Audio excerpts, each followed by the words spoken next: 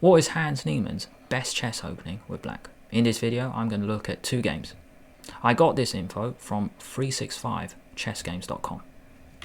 So first up, let's have a look. He's taking on Aiden Zhao, 2074. You can see Niemann's rating 2467, so it's a huge jump in rating. We're going to see the difference in class. So white gets the center, and now black uses the Nimzo Indian defense. There are so many ways to respond. Today, white actually chose e3. You can't play e4 because that's the whole point of this pin. You now take it. White goes e3 and now castle. Really interesting setup here. You can get the bishop out, or you can go knight e2, defend the knight. Rook e8. Why? Because after it gets attacked, the bishop now drops back. You don't want to play this. You do not want to go for this trade because this bishop has the potential to get in the game later. Bishop all the way back. Knight g3 and now striking in the center. By the way, just want to show you this really funny option. You can actually go back to its starting square, just like black did, because the knight might be a little bit misplaced. Then you come back to its natural starting square. This did not happen. So going back to the game, knight g3, d5, strike in the center. The bishop can come out first, but then it's like you're wasting time. You've just wasted a move with the bishop. That's why white took in the center first, but now the rook is on a half open file.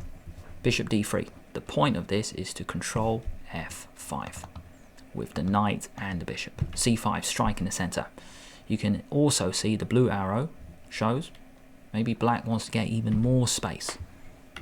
Bishop g4 first, attack the queen. f3. With this pawn move, every pawn move is a weakness. You can see the structure is now a little bit softer. Only the bishop defends the pawn. Now the rook is in the way, but later it can be useful. Take, but then the bishop now attacks e3 as well. b4, good move. Attack the bishop.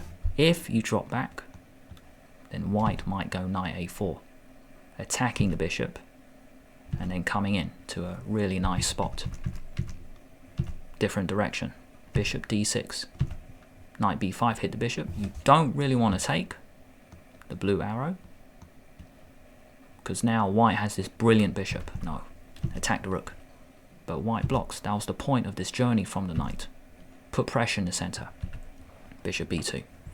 Things are now coming off. How is Niemann going to outclass his opponent who's about 400 points lower? Take first. Take first. This is going to be a key idea. Overextension. Look at the pawns. Even though they are far advanced, they might turn out to be weaknesses. Knight d7. Maybe the queen will come in.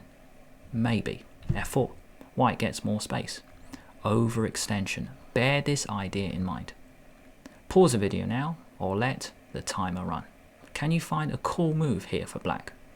And it's nothing winning. I just thought it's a really, really cool move. You were already there. What's changed? Why is black going back to the square it was? Because this pawn is not on f3 anymore, controlling the e4 square. Things change. f5, hit the bishop, it drops back. Queen out, queen out. Queen to b6, you attack the structure. Queen defends. Black's bishop is not as good as white's, so Niemann goes for a trade. Bear this idea in your own games. Bear this idea in mind for your own games. When you have a poor piece, find a way to trade it. That's exactly what Niemann does. Take, take. Overextension. Pawns, they might drop. Rook f3, rook c8, get the file. Rook f1. Really, what white is doing doesn't make sense. Why are you putting both of your rooks on a file when your pawn is in the way? Rook c2. Rook e3, good move. Just like you can see these arrows. A few moves ago, Niemann offered a bishop trade. White is now doing the same because black's rooks are better. The rooks come off. Back rank checkmate? No, none of that. h6, give your king space. Queen in, attack the pawn, attack the structure, queen in. It's not about this pawn. No, g2 is going to fall. Same principle. Throughout this game, you can see black's rooks have been better than white's rooks. That's why white goes for a trade. You can't take with the queen, or else you lose this pawn. Knight takes. But because of geometry, you win a pawn. So now's your chance. Pause the video or let the timer run. Can you find black's next move? Nice geometry here. Queen b1 check wins the pawn. 3 against 2. Now what? Well, still got to finish off. Offer a queen trade? Nope. White is losing. King out the way and queen b8. Looks like a good move. By the way, this move is probably good as well. You defend both, you attack. But there's actually a really cool move here. Just get the knight in the center. Knight e4. Great move. If you take, game over. But if you don't take, knight retreats. Really cool. Clean finish. It's because the king and the queen are on the same line. Queen d6 check. You get the queens off. Now it is 3 against 2. Has Niemann blundered? No. King g6. Brilliant move. Because if you take, I was just thinking knight b5 and then you pick up a pawn. No, even better. Because I was checking with the engine. The king comes in. Look at the blue arrows. This knight is perfect. Defending f7 and b7. The king is going to come in and you're going to pick up a pawn. If you go knight c3, you go king f4. Right, the king is just too active. Back to the game. g4. White stops. You coming in, but f5. Take, take, take. Knight b5. Now you attack both. You might be asking, hang on, that was a bit silly. Why not king here? Because what's cleaner than a knight endgame? A pawn endgame. Knight e4 check. You force yourself to get the knights off, and then you get a protected pass pawn. Completely winning for black. So going back a few moves, f5. Take, take, take. Hit both pawns. Take. 2 against 1. The goal is 1 against 0. Or is it? Maybe something else happens. Check. Attack the pawn. Attack the pawn. Trade. Take, take. Fix the pawns. Check. King in. Fix the pawns. Check. King over. And the king now just grabs that pawn. Run it home. Game over. There's no time to take. Because that, you can't go to c2. And if you go here, game over. Check. Just bring the knight in. Just bring the knight in here. I think that's a good one. When the knight can come in, give a check, force the promotion, and then you can pick a mate. Either one looks pretty good. Next game, we are still seeing the Nimzo Indian defense. This time, Niemann is playing Loic, Travadon. I am from France. Knight c3. The whole point of this move is to get the center all for yourself. So Niemann pins. The Nimzo Indian defense, one of the best ways to play with black. e3, and now bishop d2. If you look at the green square, white has actually developed all their pieces on the queen side first. Look at the blue arrows. For black, you've got your knight, bishop, and king out. So a different way for both sides to play. b6, why? Because after bishop b7, look at the blue arrows, you're controlling the e4 square. White controls it again, but black gets full control by getting rid of the knight. Deliberately getting rid of it. In the previous game, we didn't do this. Because in the previous game, the knight could actually come here. But after this capture, you have to put the knight in the center. A brilliant knight in the middle. This knight is so strong. Travadon decided to get rid of it. Another option was castle or rook c1, defend the bishop, because this bishop isn't that great at the moment. So you could defend it like this. But in this moment, if you defend, I'm going to defend my asset with f5. Going back to this moment, Travadon took, and now d5. Why? Got to get your bishop in the game. If you don't do that, maybe black will play d5, and this bishop is going to find it very difficult to have a future. So, got to play d5 yourself. I think the position is finely balanced. f6 to block it. Knight d2. By the way, another point of d5 is this. You threaten checkmate, so you have to block it, and now you take. This bishop is quite strong now. Bishop retreats, and Stockfish is saying, get the knight here. Go after that bishop, and this pawn is so strong because this knight cannot come in the game. Going back a few moves. Take. Going back to this moment. Block. Knight d2. You hit the bishop. You're not going to take because it's too risky. The rook goes to g1. h4. You attack the bishop. A normal move here is castle or e4. h4. Attack the bishop, but you give it a retreating spot. Rook h3. So notice, even though on the previous move white couldn't get what they want, so Travadon is putting the rook in front of the pawn instead. e5. Very important move. Blocking.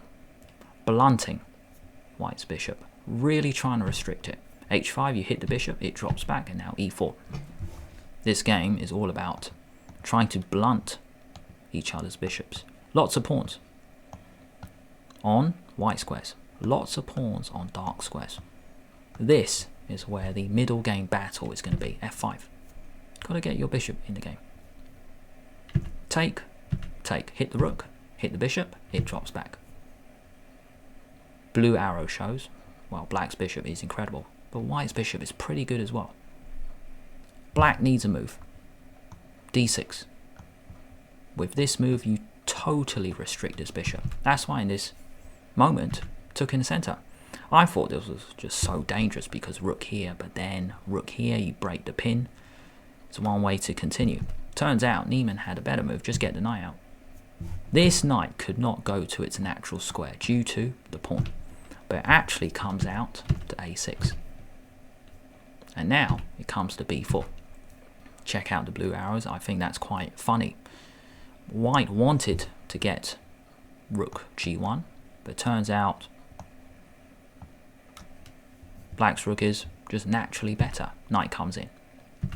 King sidesteps. Queen g5. I thought this was a really clever move because it forces f4 and then you drop back. It turns out there's a really cool move here, knight d3. Hitting both. Then you hit both, and this is really good for black.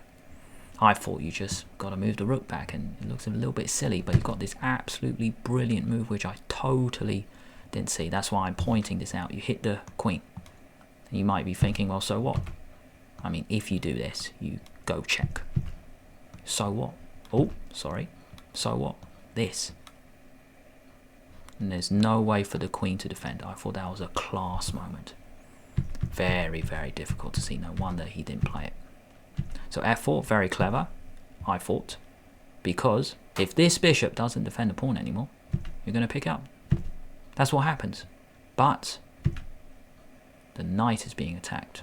But the rook is being attacked.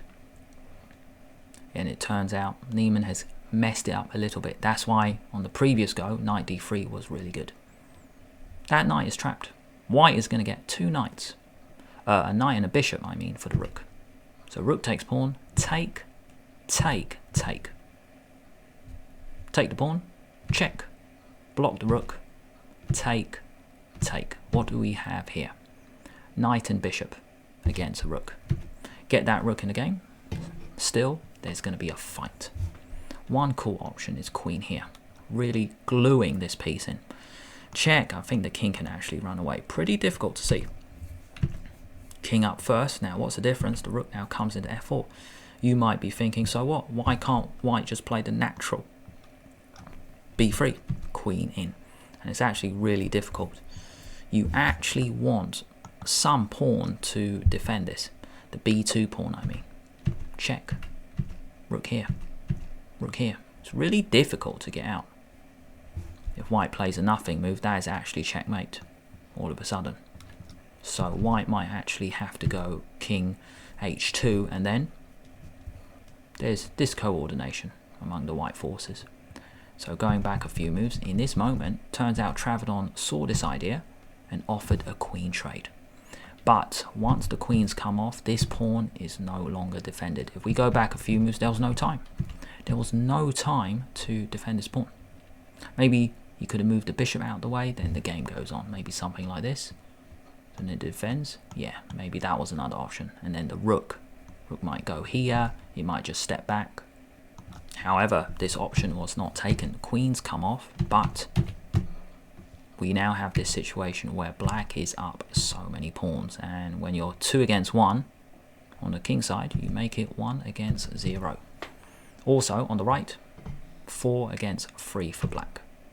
Use the pin. Use the pin along the 4th rank with c5. Hit the bishop. En passant is forced. Take, take. If the king comes in, rook c2, you attack the knight. You attack it. You attack the knight, and then something like this, just trying to stop black moving, you're going to march that pawn home. So going back to the game, knight c3, push. Rook in.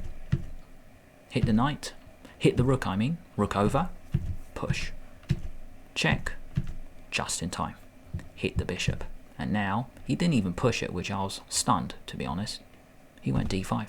Niemann calculated the fact that he can give up this pawn, hit the bishop, and the funny thing is, this bishop is running out of squares. Bishop moves, hit it again. You're going to march your pawns down anyways, the endgame. But also, the fact that your bishop can't give your knight a good square later. Bishop moves, hit the knight. This king is too far away. Knight here, rook here. And that's the problem. You can't move the bishop away because you lose your knight. In this moment, here, if you went there, it's the same problem. There's no way to defend the pawn. It looks like white's queen side is crumbling. Rook f2. Take.